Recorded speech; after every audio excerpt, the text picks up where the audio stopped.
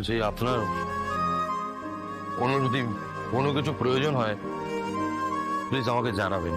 আমাদের প্রয়োজন খুব কম স্যার, আমরা সাধারণ মধ্যবিত্ত মানুষ তো, আমাদের সম্পদ খুব সীমিত, তাই হারানোর জিনিসও কম। এই যেটুকুনি আছে সেটুকুনি আঁকড়ে আঁকড়ে থাকি, সবসময় হারাই ভয় হয়, এই আর কি। না, আপনি হয়তো আমার কথা বুঝতে পারেননি। আমি বলছিলাম অপর্ণার যদি কিছু দরকার হয় আমাকে জানাতে পারেন। না স্যার, আমি যা বোঝার বুঝেছি, আপনি বোধহয় আমার কথাটা ঠিক বুঝতে পারেননি স্যার। আমাদের এই যে 5 নম্বর কলোনির গলি, এতে ঘর মানুষ থাকে আপনি জানেন স্যার। খুব কষ্ট করে রোজগার করে সংসারটা চালায়, আর এই পাড়া প্রতিবেশী এইসব নিয়েই এরা সবাই থাকে। এখানে আপনাদের এই নতুন পৃথিবীর আলো এখনো এসে পৌঁছয়নি স্যার।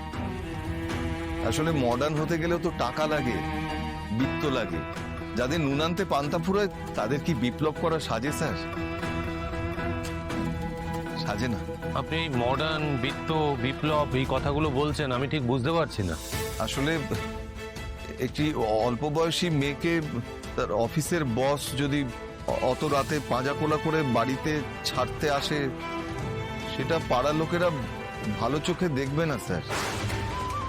এমনিতে ওরা অনেক রকম কথা বলে, আবার এসব নিয়ে।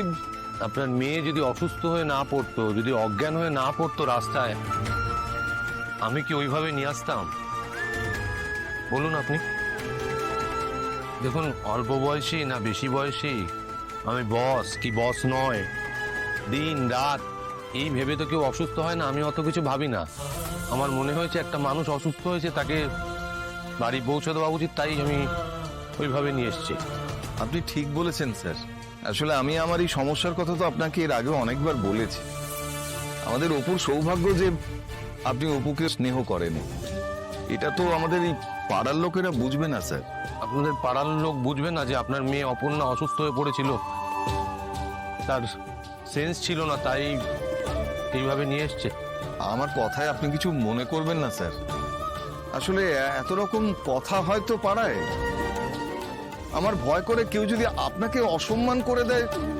আপনি যে কত বড় মনের মানুষ সেটা তো আমরা জানি স্যার, পাড়ার লোকে তো জানে না। আর আপনার সাথে সাথে আমাদের নিজেদের মান সম্মানটুকু নিয়েও খুব ভয়ে ভয়ে থাকি স্যার। খুব সাধারণ মানুষ তো, আমাদের তো ওই সম্মানটুকুই সম্বল, বলুন স্যার।